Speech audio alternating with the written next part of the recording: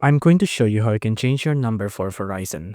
Now, on the Verizon app here, you will need the app. Now, on the app, you can see there's going to be a couple of devices listed that's going to have your phone number. If you want to change the phone number, you want to go ahead and tap on Manage Devices. On the phone, you want to change the number on. So, for example, I want to manage the device for this one. Now, once you tap on Manage Devices, you're going to go to a screen that looks like this.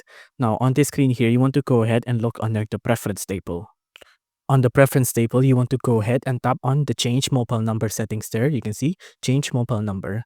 Now, once you have tapped on change mobile number, you're gonna go ahead and go to this screen here.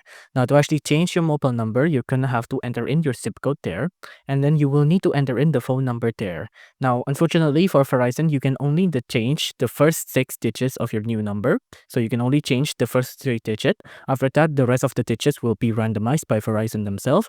But after you've entered in the zip code, and then after you've entered in your new 6 digits of your new number, you're gonna have to tap on next. Now, once you tap on next, that's it. Your phone number will be changed.